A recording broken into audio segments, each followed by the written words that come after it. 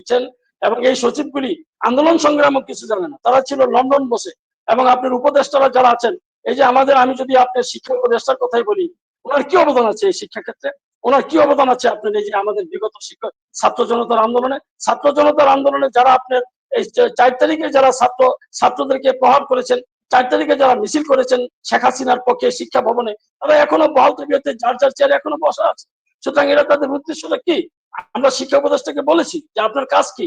4 তারিখে যারা এখানে ছাত্র জনতার বিরুদ্ধে ছিল, তারা এখনো শিক্ষা মন্ত্রণালয়ে আছে, তারা এখনো শিক্ষা অধিদপ্তরে আছে, আপনি কি কোনো পদক্ষেপ নিতে পারেন না?